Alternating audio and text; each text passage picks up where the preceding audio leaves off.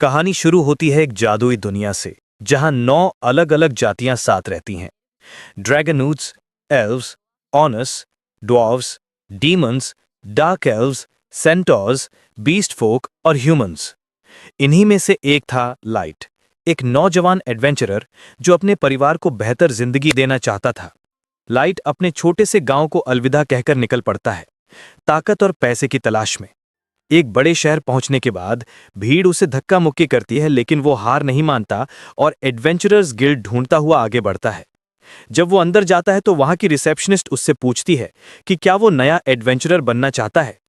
Light सिर हिलाकर हां कहता है तो वो बताती है कि शुरुआत में उसे सबसे निचले एफ रैंक से शुरू करना होगा और पूछती है कि क्या उसके पास कोई खास एबिलिटी है। लाइट बताता है कि उसके पास एक अनलिमिटेड गाचा एबिलिटी है, जिससे वो रैंडम कार्ड्स खींचकर कुछ भी समन कर सकता है। ये सुनकर रिसेप्शनिस्ट थोड़ी हैरान होती है, लेकिन जब लाइट एक टूटा हुआ फॉक्स समन करता है तो वो बिल्कुल चुप रह जाती है। लाइट थोड़ा शर्मिंदा होकर हंसता है और दिखाने की कोशिश करता है कि वो सिर्फ सिल्वरवेयर नहीं और भी चीजें समन कर सकता है, लेकिन उसके अगले रोल्स में सिर्फ सड़े हुए स्नैक्स निकलते हैं। लाइट का चेहरा उतर जाता है। उसकी किस्मत ने गलत वक्त पे उसका साथ छोड़ दिया था। लेकिन रिसेप्शनिस्ट हंसकर कहती है कि हाँ, एफ रैंक बिल्कुल ठीक है उसके लिए। उसे एडवेंचरर कार्ड देकर वो कहती है कि अब वो जॉब बोर्ड से अपने मिशंस चुन सकता है। लेकिन जब लाइट बोर्ड के सामने खड़ा होता है तो वो समझ नहीं पाता कि क्या लिखा है। रिसेप्शनिस्ट को पता चलता है कि वो पढ़ नहीं सकता और उसे देखकर थोड़ी दुखी हो जाती है। वो खुद उसके लिए जॉब पोस्ट पढ़ती है और लाइट खुश होकर कुछ आसान काम चुन लेता है। पूरे दिन मेहनत करने के बाद आखिरकार उसे इतना पैसा मिल जाता है कि वो एक छोटा कमरा किराए पर ले सके। लेकिन उसी रात कुछ बीस्ट फोक बदमाश उसे घेर लेते हैं। उनके लीडर, एक कूल सा वुल्फमैन, उसका पैसा छीन लेता है। लाइट हाथ जोड़कर रहम मांगता है, लेकिन वुल्फमैन उसे जोर से मुक्का मार देता है और मजाक उड़ाते हुए अपने साथियों के साथ चला जाता है। आसपास के लोग भी किसी की तरह ध्यान नहीं देते। तभी एक दयालु एल्फ लड़की आती है और लाइट को उठने में मदद करती है। लाइट को यकीन नहीं होता कि इतनी खूबसूरत एल्फ उसके लिए झुक रही है। जैसी वो उसे उठाती है, आसपास के कुछ एडवेंचरर्स हंसने लगते हैं, लेकिन एल्फ उन्हें अनदेखा करती है।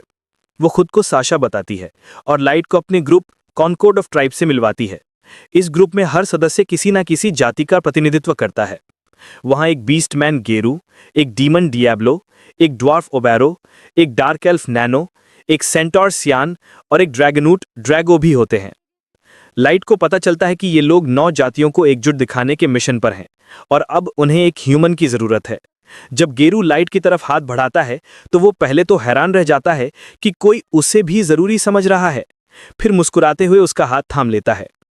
कुछ ही दिनों बाद लाइट अपने नए साथियों के साथ एबिस नाम की एक डरावनी केव डंजन में जाता है।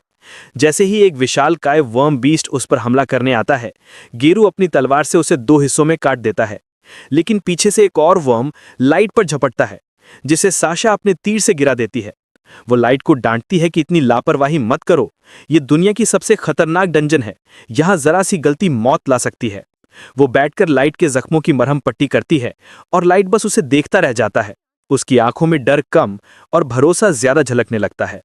साशा जब लाइट के जख्मों की देखभाल कर रही होती है तो बाकी पार्टी मेंबर्स उसे छेड़ने लगते हैं। अरे अरे, अब तो ये लाइट की मम्मी बन गई। ये सुनकर साशा का चेहरा टमाटर की तरह लाल हो जाता है। कहती है कि उसे लाइट से कोई प्यार व्यार नहीं है, बस वो अपनी टीम के एक साथी की हिफाजत कर रही है। बाकी सब उसकी ये बात सुनकर हंसते हैं, क्योंकि किसी को यकीन नहीं होता। तभी ड्रागो माहौल हल्का करते हुए लाइट से कहता है, चलो यार, तुम तो हमारी टीम का बेस्ट चाय वाला हो। लाइट थोड़ा मुस्कुरा देता है और सब हंसते हुए डंजन के अंदर और गहराई में जाते हैं। कुछ देर बाद जब रास्ता बंद मिल जाता है तो ड्रैगो सबको रुकने को कहता है। लाइट सोचता है कि शायद सब अब थोड़ी देर आराम करेंगे, इसलिए वो सबके लिए चाय बनाना शुरू कर देता है। लेकिन तभी ड्रैगो ठंडे लहजे में कहता है, रुको लाइट, अब हमें तुम्हारी चाय की जरूरत नहीं, दरअसल हमें तुम्हारी ही जरूरत नहीं। लाइट पहले तो हंस देता है, सोचता है कि ये कोई मजाक है, पर ड्रैगो के चेहरे की गंभीरता देख उसका चेहरा उतर जाता है। गेरू आगे बढ़कर कहता है, हाँ लाइट, अब तुम हमारे ग्रुप का हिस्सा नहीं हो। लाइट हैरान होकर पूछता है, क्यों, मैंने क्या किया? गेरू मुस्कुराते हुए बोलता है, कुछ नहीं किया, यही तो प्रॉब्लम है। हमारे ग्रुप में तुम्हारे जैसे निकम्मे की कोई जगह नहीं है। साशा भी गुस्से से उसकी तरफ देखती है, मानो उसे उसकी मूर्खता से घिन आ रही हो। सायन और नैनो तो खुलकर उसका मजाक उड़ाने लगते हैं और डीमंस राहत की सांस लेते हैं। आखिरकार इस बोझ से छुटकारा मिला। लाइट की आंखों में आंसू भर आते हैं। वो कहता है कि तुम लोग मेरे साथ ऐसा क्यों कर रहे हो? तुम तो मेरे दोस्त थे। ड्रैगो हंसते हुए कहता है, दोस्त? हम तो बस तुम्हें रिक्रूट इसलिए किए थे क्योंकि सोचा था तुम्हारी अनलिमिटेड गाचा एबिलिटी बहुत जबरदस्त होगी, लेकिन निकला तो ये सब बेकार। गेरू बोलता है, तुम्हारे जैसे बेकार ह्यूमन की हमें कोई जरूरत नहीं। तुम एक फेलियर हो और हम तुम्हारे जैसे लूजर को अपने साथ रखकर नीचे नहीं गिरना चाहते। सायन हंसते हुए कहती है, वैसे तुम्हें निकालने में इतना टाइम क्यों लग गया, समझ नहीं आता। साशा ताना मारती है, अब मैं चैन से अपने मास्टर से शादी कर सकती हूं, उस बेवकूफ ह्यूमन बच्चे से नहीं। लाइट का दिल टूट जाता है। इससे पहले कि वो कुछ समझे, ड्रैगो आदेश देता है, गेरू इसे खत्म कर दो। लाइट के भीतर डर की एक लहर दौड़ जाती है। गेरू अपने पंजे निकालता है और उसके गाल पर वार करता है। खून टपकने लगता है। बाकी सब उसे देखते रहते हैं और लाइट डर के मारे भागने लगता है। पीछे से गेरू हंसते हुए कहता है, भागो जितना भाग सकते हो, जल्द ही अब इसके मॉन्स्टर्स तुम्हें खा जाएंगे। लेकिन तभी साशा तीर चलाकर लाइट के पैर में मारती है ताकि वो भाग ना सके। लाइट दर्द से जमीन पर गिर जाता है। गेरू मुस्कुराते हुए उसके पेट पर जोरदार लात मारता है, फिर उसे बेरहमी से पीटने लगता है। साशा उसे रोकती है, रुको, हमें इसे ऐसे नहीं मारना चाहिए, इसे ऐसा दिखाना होगा जैसे कोई एक्सीडेंट हुआ हो। गेरू आखिरी वार के लिए पंजा उठाता है। लाइट रेंगता हुआ पीछे हटने की कोशिश करता है, जिंदगी के लिए जद्दोजहद करता हुआ। गेरू हंसते हुए कहता है, कितनी मेहनत कर रहा है मरने से पहले। अचानक लाइट का हाथ किसी टेलीपोर्टेशन ट्रैप पर पड़ जाता है। ड्रैगो चिल्लाता है, जल्दी खत्म करो इसे। लेकिन ट्रैप एक्टिवेट हो जाता है और एक तेज रोशनी के साथ लाइट वहां से गायब हो जाता है। कुछ देर बाद लाइट डंजन के किसी और हिस्से में जागता है। उसका पूरा शरीर जख्मी है। वो सोचता है कि अब कोई भी मॉन्स्टर उसे कभी भी खा जाएगा। ठंडी हवा उसे अपने परिवार की याद दिलाती है और वो रो पड़ता है। उसे याद आता है कि कॉन्कॉर्ड ने पहले दिन उससे कितनी दयालुता दिखाई थी और अब वही लोग उसे मारना चाहते थे। लाइट के अंदर गुस्सा उमड़ने लगता है। उस धोखे की याद उसे अंदर से तोड़ देती है। वो सोचता है कि मैंने क्या किया था जो उन्होंने ऐसा किया। धीरे धीरे उसका दर्द गुस्से में बदल जाता है वो और कहता है कि मैं इन्हें छोड़ूंगा नहीं, एक एक को खत्म करूंगा। वो मुश्किल से उठता है, तभी उसे महसूस होता है कि कोई उसके पीछे है। मुड़कर देखता है, सामने एक लेवल 9999 थिएनर्थस बीस्ट खड़ा है। लाइट हैरान रह जाता है, इतना खतरनाक मॉन्स्टर यहाँ कैसे? तभी उसे समझ आता है, वो ट्रैप उसे अबिस के सबसे गहरे हिस्से में ले आया है। वो आंखें फैलाकर देखता रह जाता है जब गाचा डिवाइस एक जोरदार ऑरा छोड़ता है और एक प्राचीन फेरी को समन कर देता है, जो तुरंत लाइट को अपना मास्टर पहचान लेती है। वो रहस्यमयी फेरी उस मॉन्स्टर को चकनाचूर कर देती है, जैसे कोई प्यास काट रहा हो। मॉन्स्टर के टुकड़े नीचे गिरते हैं और फेरी बेहद ग्रेसफुल तरीके से जमीन पर उतरती है। लाइट की आंखों के सामने वो एक झटके में गंदगी साफ कर देती है, फिर उसकी तरफ बढ़कर विनम्रता से घुटना टेकती है और अपनी मैजिक से उसके सारे जख्म भर देती है। बिना पूछे हील करने के लिए वो लाइट से माफी मांगती है, क्योंकि उसे घायल देखकर सहन नहीं हुआ। लाइट खुद का परिचय देता है, विश्वास नहीं कर पाते कि उसने अभी अभी दुनिया की सबसे ओवर पावर्ड फेरी को खींच लिया। फेरी उसके नाम से इतना प्यार करने लगती है कि उसे बार बार दोहराती है और पूरी लॉयल्टी की कसम खा लेती है। लाइट अनजान होने की वजह से पूछता है, तुम्हारा नाम क्या है? तो वो बताती है कि वो लेवल 9999 एवर सीकिंग मेड है और उसका नाम मेई है। मेई बताती है कि वो लाइट के गाचा की एक सुपर अल्ट्रा रेयर कार्ड है। लाइट सोचता है कि उसका गाचा तो हमेशा बेकार ही देता है, इसलिए उसे यकीन नहीं आता कि उसने इतनी ताकतवर चीज खींच ली। मे उसे बहुत प्यारी निगाहों से देखती है और गुहार लगाती है कि वो उसे एक्सेप्ट कर ले। उसकी उस दुख भरी शक्ल को देखकर लाइट आखिरकार मान लेता है और मेई उसकी कृपा के लिए धन्यवाद करती है। मेई फिर कहती है कि वो लाइट के गाचा एबिलिटी की जांच भी कर सकती है और लाइट हैरान होता है कि उसके पास अप्रेजल स्किल भी है। मेई बताती है कि ये सिर्फ उसकी एक एबिलिटी है और फिर उसकी परमिशन मांगती है। जब लाइट हामी भर देता है, मेई की आंखें चमकने लगती हैं और वो उसे जांचने लगती है। जांच के बाद वो पता लगाती है कि गाचा ने लाइट को कई लेयर्स ऑफ सीक्रेट प्रोटेक्शन दी हुई है और मेई उसकी एबिलिटी से प्रभावित होती है।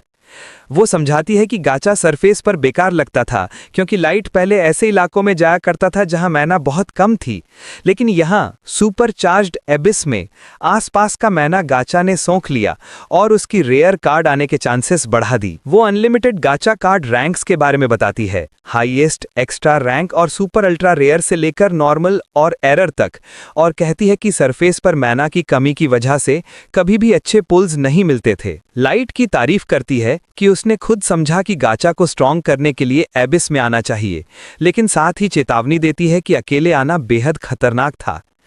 लाइट बताता है कि वो अकेले नहीं आया था, वो अपनी पार्टी के साथ आया था, पर वे लोग उसे धोखा देकर यातना देने वाले बन गए। अपने क्रूर व्यवहार और तानों को याद करते हुए लाइट रो पड़ता है और मेई को सारी बात सुनाता है। वो बताता है कि कैसे पुराने ग्रुप ने उसे एक पैथेटिक ह्यूमन कहकर मजाक बनाया और वो बस अपनी फैमिली के लिए ईमानदारी से पैसे कमाने की कोशिश कर रहा था। मेई उसे सुनकर पूरी तरह टूट जाती है। पार्टी की बेरहमी ने उसे अंदर तक हिला दिया। आखिर में लाइट दर्द से घुटनों पर गिर जाता है और कहता है कि वो इन क्रूर बीस्ट्स को कभी माफ नहीं करेगा। वो अपने पैर में लगी तीर को पकड़कर आंसू बहाता है और मेई चुपचाप उसे गले लगा लेती है। उसकी बाहों में लाइट थोड़ी सी शांति पाता है और रोना थम जाता है। मेई कहती है कि वो उसकी पीड़ा को पूरी तरह नहीं समझ सकती, पर वो अपनी पूरी ताकत इस्तेमाल करके कॉन्कॉर्ड से उनका बदला दिलाएगी। लाइट हैरानी से उसे देखता है और मेई कसम खाती है कि वो एक झटके में ही सबको उसके सामने खड़ा कर देगी। जैसे ही लाइट उठकर मेई को रोकता है, मेई मन ही मन सोचती है कि वो अपने लिए ज़रूरत से ज़्यादा दयालु है। वो कहती है, मास्टर इतने रहमदिल मत बनो, जिन्होंने तुम्हारे साथ इतना बुरा किया वो दया के लायक नहीं है। लेकिन लाइट शांत स्वर में जवाब देता है, नहीं मेई, इस हालत में मैं इसलिए पहुंचा क्योंकि मैं खुद कमज़ोर था। बदला लेने के लिए मैं तुम्हारी ताकत का गलत इस्तेमाल नहीं करना चाहता। मैं खुद मजबूत बनूंगा और अपने हाथों से उन्हें सजा दूंगा। लाइट को लगता है कि शायद मेई उसकी ये बातों पर यकीन नहीं करेगी, लेकिन वो बिना हिचकिचाहट के कहती है, मैं हमेशा आपके साथ हूँ मास्टर, मुझे आपके इरादों पर पूरा भरोसा है। लाइट के चेहरे पर एक सच्ची मुस्कान आ जाती है। मेई भी मुस्कुराती है और लाइट अपने गाचा डिवाइस को एक्टिवेट करता है। एक बार फिर एबिस के बीच में विशाल जादुई गोले घूमने लगते हैं और लाइट एक और जबरदस्त पावर टूल समन करता है। मेई गर्व से उसे देखती है। वो जानती है कि अब लाइट का असली सफर शुरू हो गया है। एबिस की अनंत मैना से पावर्ड होकर लाइट अपनी ताकत की तलाश में एक नया साम्राज्य बनाना शुरू कर देता है। 3 साल बीत चुके हैं उस दिन के बाद जब सब कुछ बदल गया था। अब लाइट अपने बनाए हुए एक शानदार महल में रहता है जहां सैकड़ों मेड्स उसकी सेवा में लगी रहती हैं। मेई हमेशा उसकी बगल में रहती है, जैसे उसने पहली मुलाकात के दिन वादा किया था। महल की सारी मेड्स उस पे फिदा हैं। जब भी वो सामने आता है सब खुशी से उसकी तारीफ करती हैं, बस इस उम्मीद में कि वो उन पर एक नज़र डाल दे। मेई उन्हें डांटते हुए कहती है, थोड़ा ठीक से बिहेव करो, ये कोई मेला नहीं है। लाइट मुस्कुराते हुए महल से बाहर निकलता है और लोकल मार्केट की तरफ बढ़ता है। वहां हर कोई उसे पहचानता है। एक वेंडर उसे आवाज लगाकर अपने स्टॉल पर ब्रेकफास्ट के लिए बुलाता है। कुछ दूसरे दुकानदार बताते हैं कि देश में फूड की कमी चल रही है। लाइट तुरंत कहता है, मैं इस प्रॉब्लम को जल्दी सॉल्व कर दूंगा, लेकिन मेई उसे रोकते हुए बोलती है, इतने छोटे कामों के लिए आप परेशान मत होइए, लॉजिस्टिक इशू मैं संभाल लूंगी। लाइट थोड़ी देर सोच में पड़ जाता है। उसे एहसास होता है कि अब उसे एक नया सिस्टम बनाना पड़ेगा, क्योंकि पिछले 3 सालों में यहाँ की पॉपुलेशन कई गुना बढ़ चुकी है। वो मेई से पूछता है, बाकी मेरे लेजेंडरी समन्स कहाँ हैं? मेई जवाब देती है, यूकी जो बीस्ट टेमर है वो अभी डंजन के आसपास का एरिया मैप कर रही है और जंगलों में घूमकर किसी भी पॉसिबल खतरे की जांच कर रही है। लाइट को पता है कि जंगलों में कई मॉन्स्टर्स घूमते हैं, लेकिन उसे पूरा भरोसा है कि यूकी जैसी जीनियस बीस्ट टेमर के लिए ये कोई बड़ी बात नहीं है। मेई आगे बताती है, एली जो मेज है वो आपकी ग्रैंड प्लान के लिए स्पेशल मैजिक बनाने में लगी हुई है। लाइट मन ही मन सोचता है, क्या एली इतना कॉम्प्लेक्स स्पेल बना पाएगी? इसमें तो बहुत सारी ट्रिकी चीजें हैं। फिर वो पूछता है, और नजुना वो वैम्पायर नाइट कहाँ है? मेई हल्की सी मुस्कान के साथ कहती है, वो अभी कॉम्बैट ट्रेनिंग में है, सोर्ड प्रैक्टिस करते हुए। लाइट सिर हिलाते हुए हंसते हुए कहता है, वो लड़ाई में तो कमाल है, लेकिन बाकी चीज़ों में थोड़ी बेवकूफ़ है। लाइट के मन में एक ही बात चल रही थी, अब इस दुनिया को संभालने का अगला कदम क्या होगा? मेई हंसते हुए बताती है कि उसने नाजुना को महल के चारों ओर पेट्रोल करने का काम दिया है, ताकि वो अपनी खाली दिमाग से कोई बेवकूफ़ी न कर बैठे। लाइट को इससे कोई दिक्कत नहीं, उसे पता है कि नाजुना जैसी लड़की के कारण ही महल का माहौल थोड़ा इंटरेस्टिंग बना रहता है। कुछ देर बाद लाइट और मेई वापस महल लौटते हैं, जहां जैक, जो उसकी 4 लेजेंडरी समन्स में आखिरी है, उसे ट्रेनिंग के लिए बुलाता है। मेई थोड़ा नाराज होकर जैक से कहती है, लाइट को सही तरीके से एड्रेस करो, लेकिन जैक, जो खुद को एक सच्चा सिग्मा मानता है, मेई की बातों को नॉनसेंस कहकर पूरी तरह इग्नोर कर देता है। लाइट हंसते हुए बोलता है, कोई बात नहीं मेई, जैक तो मेरे लिए भाई जैसा है। फिर वो कहता है कि अब वो उसके साथ ट्रेनिंग के लिए जाएगा। ट्रेनिंग ग्राउंड में पहुंचकर दोनों स्पार के लिए रेडी होते हैं। एक तेज मूवमेंट में लाइट बिजली की तरह दौड़ता है और सीधा जैक के एब्स पर मुक्का जड़ देता है। जैक थोड़ा पीछे खिसकता है लेकिन मुस्कुरा उठता है। वो कहता है, अगर कोई आम एडवेंचरर होता तो इस पंच से मर जाता, लेकिन मैं हूं ना, टैंक की तरह बना हूं, डैमेज एब्जॉर्ब करना मेरी आदत है। दोनों के पंचेस हवा में टकराते हैं, फिर पीछे हटते हैं और लाइट एक के बाद एक कई स्ट्राइक्स करता है, जिन्हें जैक बड़ी आसानी से डॉज कर देता है। इस बीच नाजुना अब भी महल की गलियों में पेट्रोल कर रही होती है, सिर झटकते गुनगुनाते चलती है। कुछ मेड्स उसे रोककर मीठी बातें करने लगती है। तुम्हारे रहते हमें बिल्कुल सेफ फील होता है नाजुना। नाजुना के चेहरे पर खुशी झलक उठती है, ठीक वैसे ही जैसे मेड्स चाहती थी। अब वो प्रैंक खेलने के मूड में आती हैं और कहती हैं, तुम लाइट के बेडरूम को भी चेक कर लो ना, कहीं वहां कुछ गड़बड़ तो नहीं। नाजुना इस बात को सीरियस लेती है और फौरन बेडरूम की तरफ चल देती है। जैसे ही वो दरवाजा खोलने की कोशिश करती है, अंदर से मेई निकल आती है। नाजुना हैरान होकर पूछती है, आप लाइट के रूम में क्या कर रही थी? वो तो अभी ट्रेनिंग में है। मेई लाल होकर बोलती है, वो मैं बस रूम साफ कर रही थी। नाजुना कहती है, मुझे रूम चेक करना है, कहीं कोई डेंजर तो नहीं। मेई कुछ कहती उससे पहले ही नाजुना अंदर चली जाती है और देखती है कि बेड पूरा बिखरा हुआ है। वो भोलेपन से कहती है, लगता है कोई बेड पर लोटपोट हो रहा था, पिलोस सूंघ रहा था। मेई तुरंत संभलकर बोलती है, वो मेरी स्पेशल बेड मेकिंग स्टाइल है। नाजुना प्रभावित होकर पूछती है, क्या मैं भी सीख सकती हूँ? मेई हंसकर मना कर देती है, नहीं नहीं, ये मेरा सीक्रेट टेक्निक है। फिर नाजुना को याद आता है कि मेड्स ने उसे मेई को एक मैसेज देने को कहा था। वो पार्चमेंट निकालकर मेई को देती है। मेई उसे पढ़कर समझ जाती है कि बाकी मेड्स उससे नाराज हैं क्योंकि वो हमेशा लाइट के रूम को खुद साफ करती है और किसी और को मौका नहीं देती। मेई शांत होकर कहती है, तुम टेंशन मत लो नाजुना, मैं संभाल लूंगी। वो नाजुना को कुछ कॉइन्स देती है और कहती है, ये रखो और ये बात किसी को मत बताना। नाजुना खुशी खुशी पैसे लेकर बाहर निकल जाती है और मार्केट में जाकर सोचती है कि अब क्या खाया जाए। आखिर में वो फ्लफी पैनकेक्स और ताज़े दूध का कॉम्बो लेती है और खुश होकर वापस महल की ओर लौटती है। वापस आकर वो बैल्कनी पर यूकी को देखती है और पूछती है, तुम्हारा फॉरेस्ट वाला काम पूरा हो गया क्या? थकी हुई यूकी पार्चमेंट दिखाते हुए कहती है, हाँ मैं बन गया है, मेई को देने आई हूँ। नाजुना उसे बधाई देती है और फिर अपने पेट्रोल पर निकल जाती है। वो थ्रोन रूम में पहुंचती है जहां कोई नहीं होता तो वो पूरे जोश से चिल्लाने लगती है। फिर मजाक में थ्रोन पर कूद जाती है और खेलते खेलते एंजल स्टैचू का एक पंख तोड़ देती है। डर के मारे वो जल्दी से उसे आधा टूटा हिस्सा जोड़कर भाग निकलती है, सीधी बाहर की तरफ। उधर ट्रेनिंग ग्राउंड में लाइट और जैक की लड़ाई जारी रहती है। कुछ देर बाद जैक हंसते हुए कहता है, बस आज के लिए इतना काफी है, चलो नहाने चलते हैं। दोनों जाइंट बाथ टब में बैठे होते हैं जब जैक कहता है, तू बहुत जल्दी सीख रहा है लाइट, डंजन के ज्यादातर मॉन्स्टर्स तेरे लिए बच्चों का खेल हैं, लेकिन याद रख कुछ ऐसे भी हैं जो तुझे मिटा देना चाहते हैं। लाइट का चेहरा गंभीर हो जाता है, उसे 3 साल पहले का धोखा याद आ जाता है और वो कहता है, मैं तब तक नहीं रुकूंगा जब तक अपना बदला नहीं ले लेता। उधर मेई अपने चैम्बर में बैठी 4 शरारती मेड्स को बुलाती है और उनकी लिखी शिकायत पढ़कर कहती है, अब बताओ प्रॉब्लम क्या है तुम्हारी। सामने आते ही सारी मेड्स चुप हो जाती हैं, फिर माफी मांगते हुए कहती हैं, हम तो बस आपका सपोर्ट दिखाना चाहते थे मेई, आपको बहुत काम करना पड़ता है। मेई ठंडे लहजे में बोलती है, मेरे काम की चिंता मत करो, अपने काम पर ध्यान दो।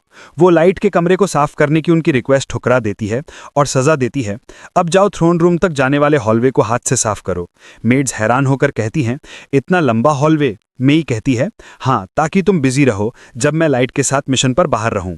बाहर नाजुना एक शॉप के विंडो के पास खड़ी होती है, एक शाइनी गॉन्टलेट को ध्यान से देखती हुई, पर पैसे नहीं हैं। तभी एली वहां आ जाती है और पूछती है, क्या देख रही हो नाजुना?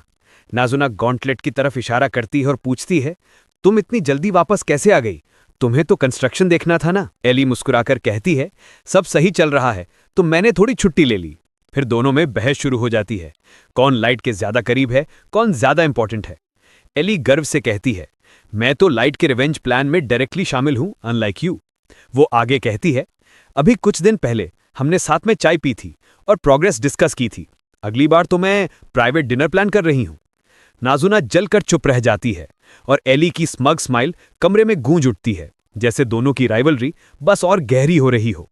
नाजुना भी हंसते हुए कहती है, तो क्या हुआ, मैं भी मास्टर के साथ चाय पीना चाहती हूँ। फिर एली की तरफ देखकर बोलती है, वैसे अगर कभी तुझे क्लोज कॉम्बैट में मदद चाहिए तो मुझे याद कर लेना। एली मुस्कुराती है और कहती है, जरूर, वो फेवर मैं किसी दिन कैश कर ही लूंगी। नाजुना फिर से अपनी बेफिक्र पेट्रोल ड्यूटी पर लौट जाती है, अपने उसी ब्रेनलेस अंदाज में। इधर महल के अंदर चारों मेज फिर से मे के खिलाफ प्लान बनाने में लगी हैं। उनमें से एक कहती है, मे तो बिल्कुल उस छोटे मूंछ वाले गुस्सेल आदमी जैसी है। बाकी 3 चौंके कहती हैं, चुप रह पागल, अगर मे ने सुन लिया तो हमें जिंदा नहीं छोड़ेगी। फिर एक मेट कहती है, लाइट को मे से इतना लगाव क्यों है पता है, क्योंकि वो उसकी पहली समन थी। दूसरी, जो पर्पल बालों वाली है, कहती है, और याद है यूकी को समन करने में लाइट को पूरे 2 महीने लग गए थे, मतलब वो दोनों 2 महीने डंजन में अकेले थे। सबकी आंखें फैल जाती हैं और फिर जेलसी में पागल होकर फ्लोर पर लोटपोट होने लगती हैं। 2 महीने अकेले, ओ नो। फिर उनमें से एक बोलती है, चलो वूडू मैजिक करते हैं मे को इक्वेशन से निकालने के लिए। सब टेबल पर बैठकर डाय डाय मंत्र जपने लगती हैं। लेकिन तभी दरवाजे पर कदमों की आवाज आती है। मे दरवाजा खोलती है और गंभीर नजरों से सबको देखती है। तो यही चल रहा है यहाँ। मेट्स तुरंत खड़ी होकर माफी मांगने लगती हैं। हम बस थोड़ी जेलस हो गई थी मई, हमारा वो मतलब नहीं था। मई गहरी सांस लेकर कहती है, अजीब ख्यालों में खोना बंद करो। जब मैं समन हुई थी और यूकी नहीं आई थी, तब लाइट पूरा समय मैजिक सीखने और मार्शल आर्ट्स प्रैक्टिस में लगा था। हमारे पास ऐसी बेवकूफियों के लिए वक्त ही नहीं था। मेट्स को थोड़ी राहत मिलती है, लेकिन तभी मई ठंडी मुस्कान के साथ कहती है, असल में मैं सोच रही थी कि मैं तुम सब पर ज्यादा सख्त हूं, लेकिन लगता है मैं कम थी। वो आगे कहती है, अब जाओ और थ्रोन रूम भी साफ करो, चूंकि तुम्हारे पास इतना फालतू टाइम है कर्स करने का। अब वो पूरी तरह मई की मर्जी पर थी। मजबूरी में उन्होंने पूरा थ्रोन रूम हाथ से साफ किया, बिना कुछ बोले। लेकिन जब ग्रीन बालों वाली मेड डस्टिंग कर रही थी, उसने गलती से एंजल स्टैचू का टूटा हुआ पंख गिरा दिया, वही जो नाजुना ने पहले तोड़ा था। सारे मेड सन रह गए। अब मई हमें मार ही डालेगी। अगली सुबह लाइट डंजन में पहुंचता है, जहां नाजुना, एली और यूकी पहले से मौजूद होती हैं। वो मुस्कुलाकर कहता है, गुड मॉर्निंग, और तभी नाजुना और एली फिर अपनी यूजुअल लड़ाई शुरू कर देती हैं। अचानक अंधेरे से एक भयानक मॉन्स्टर बाहर आता है, हेल हाउंड। लाइट का चेहरा जम जाता है। उसका दिल तेजी से धड़कने लगता है, क्योंकि उसे 3 साल पहले का वो डरावना दिन याद आ जाता है। वो जानता है कि अब वो पहले से कहीं ज्यादा शक्तिशाली है, लेकिन उस घटना का ट्रॉमा अब भी उसे अंदर तक हिला देता है।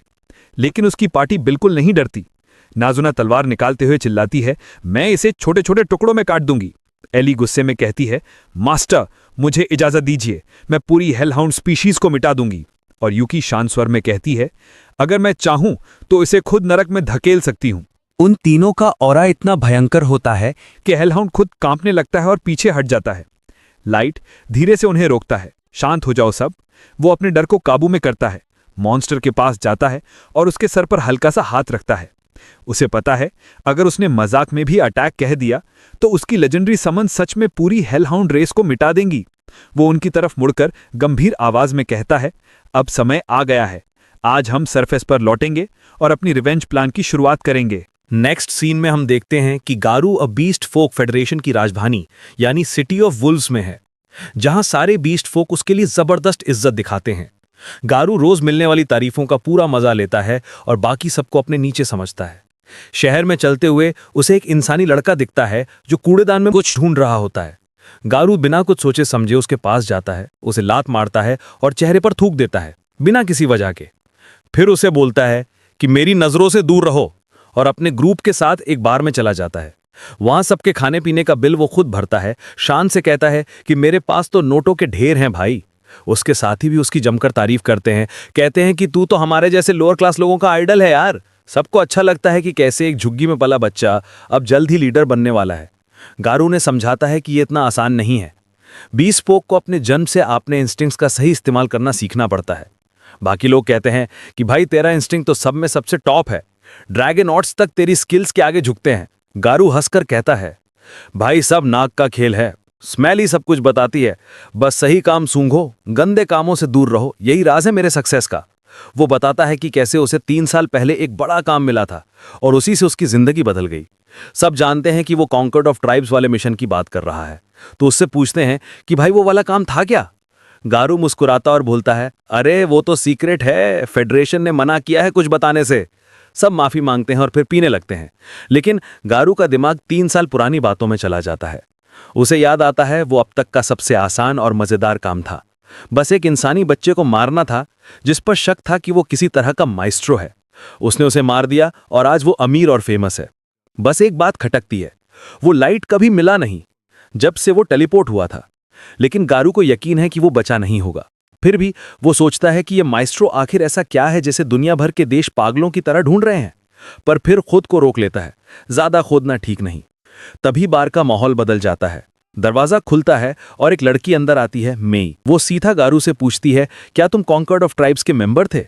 गारू सिर हिलाकर हाँ कहता है। मेई खुद को इंट्रोड्यूस करती है, मैं लाइट की सबसे वफादार मेड हूं, मैं अपने मास्टर की तलाश में हूं, वो नोबेल फैमिली से हैं। गारू हंस पड़ता है, अरे छोड़ो, ये कहानी किसी को बेवकूफ नहीं बना सकती। मेई शांत रहकर कहती है, मुझे डिटेल्स बताने की इजाजत नहीं है। गारू सोच में पड़ जाता है, अगर ये सच बोल रही है। मेई बताती है कि वो दुनिया भर घूम रही है लाइट को ढूंढने के लिए, और हाल ही में उसे पता चला कि लाइट ने एक एडवेंचर पार्टी ज्वाइन की थी, लेकिन वो एबिस में मर गया। वो गारू से कहती है कि मुझे वहां तक लेके चलो जहां लाइट आखिरी बार देखा गया था। गारू चेतावनी देता है कि वहां जाना जानलेवा है, पर मेई बोलती है कि मैं तुम्हें अच्छा पैसा दूंगी। सब हैरान रह जाते हैं जब मेई अपना ब्रीफकेस खोलती है। अंदर सोने की ईंटें होती हैं। गारू को थोड़ा शक होता है, पर सोचता है इंसानी लड़की मुझे क्या नुकसान पहुंचा सकती है, और वो डील मान लेता है और कहता है, लाइट मेरा भाई जैसा था, पैसा तो कोई मायने नहीं रखता। गारू अकड़ के बोलता है, तुम जिसको देख रही हो वो वुल्फ ट्राइब का फ्यूचर लीडर है। मैं अपने सबसे एलीट योद्धाओं को लेकर तुम्हें एबिस तक एस्कॉर्ट करूंगा। मेई मुस्कुराती है, आंखों में नकली आंसू लिए कहती है, थैंक यू। अंदर ही अंदर वो जानती है गारू उसके जाल में फंस गया। गारू और उसकी टीम 1 महीना लगाकर उसे एबिस के उस हिस्से तक ले जाते हैं। मेई रास्ते भर थकी और मासूम बनने का नाटक करती है। गारू को पूरा यकीन हो जाता है कि ये तो आसान काम है, बस इसे लाइट की कब्र तक पहुंचा दूं और फिर वहीं इसका खेल खत्म कर दूंगा। जब वे उस जगह पहुंचते हैं जहां लाइट मरा था, गारू कहता है, हम पर मॉन्स्टर के झुंड ने हमला किया था, उन्होंने लाइट को फाड़ दिया और फिर वो टेलीपोर्ट ट्रैप में फंस गया और कभी नहीं मिला। मेई रोने लगती है, लाइट के लिए आंसू बहाती है। गारू दुख दिखाते हुए कहता है, कुछ कर ही नहीं पाए, सब बहुत अचानक हुआ। इतने में गारू के साथी पीछे से एस्केप रूट ब्लॉक कर देते हैं। गारू अब एक्शन लेने को तैयार होता है, पर तभी मेई रोते हुए बोलती है, मेरा दिल सच में लाइट के लिए रोता है। उसे इस गंदी अंधेरी डंजन में लाया गया, धोखा दिया गया और लगभग मार दिया गया। अगर मैं उसके साथ पहले होती तो वो कभी इस दर्द से नहीं गुजरता, उसे लाते नहीं पड़ती, तीर नहीं झेलने पड़ते। गारू चौंक कर पीछे हटता है। इसे ये सब कैसे पता? ये बातें तो सिर्फ कॉन्कर्ड ऑफ ट्राइब्स और कुछ टॉप लेवल लोगों को ही पता थीं। गारू गुस्से में मेई से पूछता है, तू है कौन? किसके लिए काम करती है? कहीं किसी दूसरी ट्राइब ने तुझे मेरे ऊपर नजर रखने के लिए तो नहीं भेजा? मेई कुछ पल चुप रहती है, फिर शांत आवाज में कहती है, मेरी वफादारी सिर्फ और सिर्फ मेरे मास्टर लाइट के लिए है। अगर तुमने मेरी इज्जत पर उंगली उठाई तो जल्द ही पता चल जाएगा कि असली गंदगी किसके अंदर है। जब तुम्हारी आंतें जमीन पर बिखरी होंगी, वो जैसे ही उठती है, उसका सिर्फ खड़ा होना ही सबके शरीर में डर भर देता है। गरू को समझ नहीं आता कि एक इंसानी लड़की से उसे इतना डर क्यों लग रहा है। वो खुद को याद दिलाता है, ये तो बस एक इंसान है, गंदगी का टुकड़ा, हमारे जैसे बीस्ट फोक के लिए तो कुछ भी नहीं। लेकिन फिर भी उसके रोंगटे खड़े हो जाते हैं। मेई की आंखों में देखते ही उसे महसूस होता है, मैं तो अब मर चुका हूं। लेकिन तभी कुछ होता है, एक जानी पहचानी आवाज आती है, बस में शांत हो जाओ, गरू मेरा शिकार है। वो आवाज लाइट की थी। मेई तुरंत पीछे हट जाती है और सिर झुका लेती है। बाकी बीस्ट फोक हैरान रह जाते हैं, एक इंसानी लड़का एबिस के बीच में कैसे पहुंच गया? गरू पत्थर की तरह खड़ा रह जाता है। उसकी आंखों में हैरानी और डर दोनों झलकते हैं। लाइट आगे बढ़ता है, चेहरा दिखाता है, और गरू का सबसे बड़ा डर हकीकत बन जाता है। वो सच में जिंदा है? गरू का डर पल भर में गुस्से में बदल जाता है। तू जिंदा कैसे है? लाइट मासूम मुस्कान के साथ कहता है, 3 साल का ब्याज लेकर आया हूं गरू। बाकी बीस्ट फोक पूरे कंफ्यूजन में हैं, समझ नहीं पा रहे क्या चल रहा है। गरू खुद को संभालते हुए हंस पड़ता है, वाह, तू तो कमाल का मजाक है।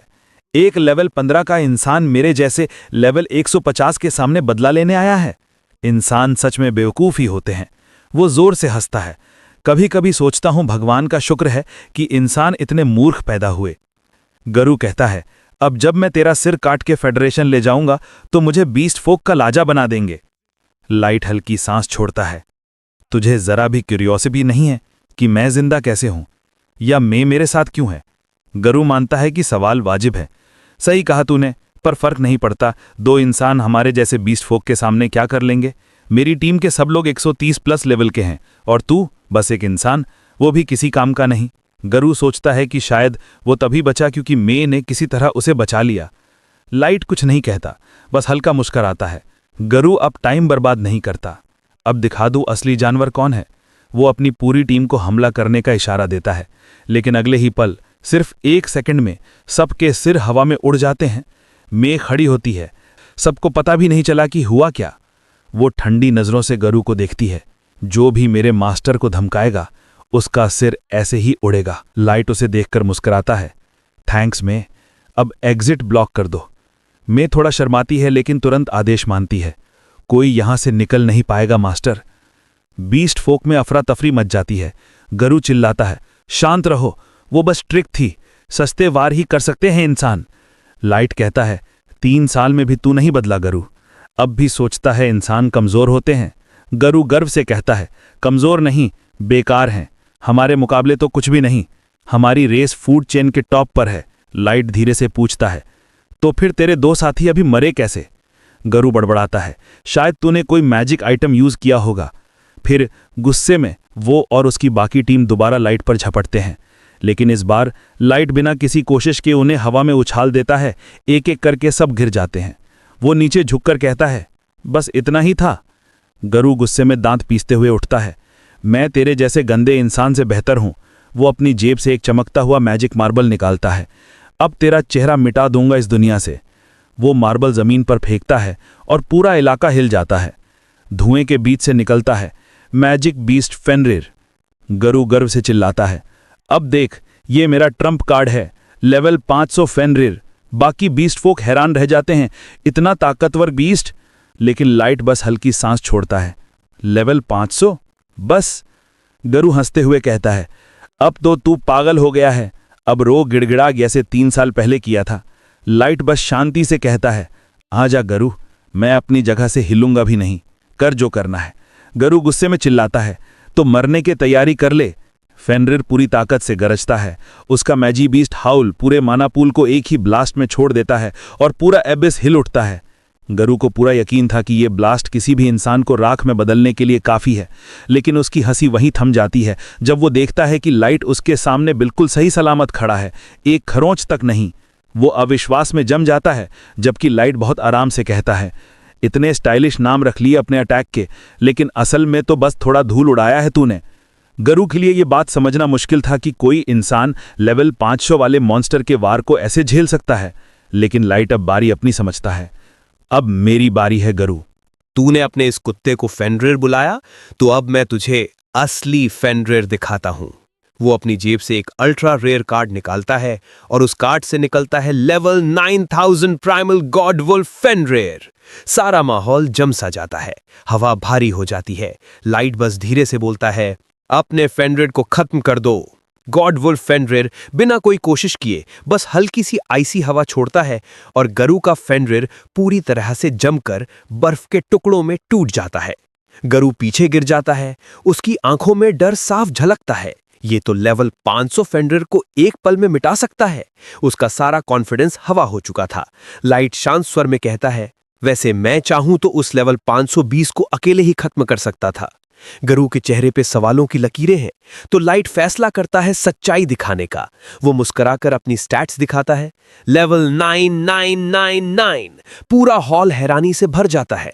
इंसान तो लेवल 100 तक ही जा सकते हैं, कोई चिल्लाता है। गरु हकलाते हुए कहता है, तू झूठ बोल रहा है, तू असली लाइट नहीं हो सकता। 3 साल से तू जरा भी बड़ा नहीं हुआ। लाइट मुस्कुराकर अपना हाथ उठाता है, मैं ये पहनता हूं ब्रेसलेट ऑफ यूथ। ये मुझे बूढ़ा नहीं होने देता।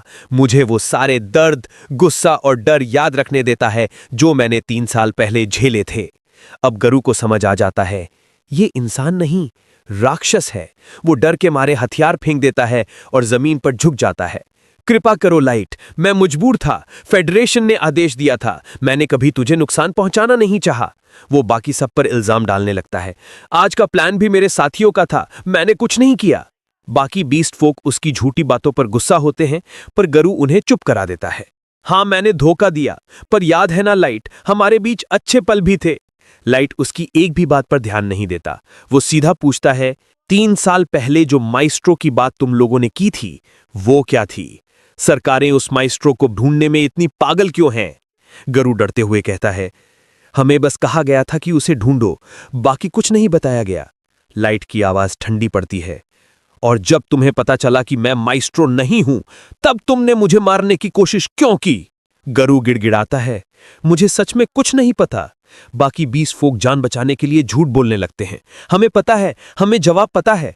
अगले ही पल मेई हवा में झपकती है और कुछ सेकंड में सबके शरीर के टुकड़े टुकड़े कर देती है। वो कहती है, मेरे मास्टर को धोखा देने की कोशिश की सजा मौत है। अब बस गरु अकेला रह गया है।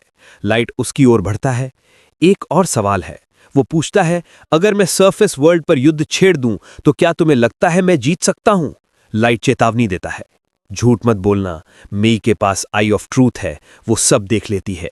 गरु कांपते हुए कहता है, शुरुआत में तो तू सब पे भारी पड़ेगा, लेकिन दुनिया की बाकी नेशंस सालों से हथियार, आर्मर और स्पेशल आइटम्स इकट्ठा कर रही हैं।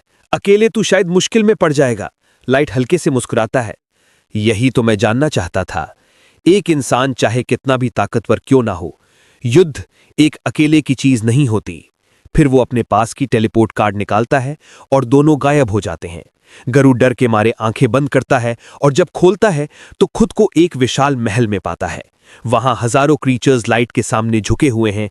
बीस्ट फोक, ड्रैगन्स, फेरी मेड्स, लिविंग आर्मर्स और कई अजीब रेसेस। लाइट अपने सिंहासन पर बैठता है और कहता है, सभी अपने स्टैट्स दिखाओ। सामने नजारे देखकर गरु की सांसें थम जाती हैं। कुछ लेवल 8000 के हैं, कुछ 9000 के, कुछ 6000 के, लेवल 5000 के लिविंग आर्मर्स और 3 लेवल 7777 के नाइट्स, जिनमें जैक भी शामिल हैं। पूरी आर्मी लेवल 1500 से ऊपर है और मेई, नेजुना, एली, आओयुकी और खुद लाइट सब लेवल 9999। लाइट गर्व से कहता है, ये वो सेना है जो मैंने पिछले 3 सालों में बनाई है। गरु का फर एकदम ग्रे हो जाता है। डर से कांपते हुए वो लाइट को देखता है। लाइट मुस्कुराकर फिर पूछता है, अब बता गरु, क्या तुझे लगता है मैं सरफेस वर्ल्ड के खिलाफ युद्ध जीत सकता हूं? गरु जवाब नहीं दे पाता, लेकिन उसके चेहरे का डर ही सब कह देता है। लाइट धीरे से कहता है, बहुत बढ़िया, तूने अपनी सजा कमा ली है, मौत से भी बुरा दर्द और निराशा। गरु के दिल में सन्नाटा छा जाता है। उसे एहसास होता है कि कॉनकॉर्ड ऑफ ट्राइब्स और वो खुद ही इस मॉन्स्टर को जन्म देने के जिम्मेदार हैं। वो लाइट को देखता है। अब वो सिर्फ इंसान नहीं रहा, वो है लॉर्ड ऑफ डिस्ट्रक्शन। आंखों में आंसू लिए गरु पूछता है, क्या तू भगवान बनना चाहता है? लाइट हल्की हंसी के साथ कहता है, मुझे ये ख्याल बुरा नहीं लगता, लेकिन कोई है जो मुझसे सच्चाई छिपा रहा है, शायद किसी नेक कारण से या फिर किसी अंधेरे इरादे से। अब तय ये करेगा कि मैं एक दयालु देवता बनूं या एक राक्षसी सम्राट, क्योंकि मेरी शक्ति से मैं दुनिया को वरदान भी दे सकता हूं या इसे मौत और निराशा में डुबो सकता हूं। वो सिंहासन से उठता है और उसकी आवाज पूरे हॉल में गूंजती है। अब वक्त आ गया है एबिस से निकलकर सरफेस की ओर बढ़ने का।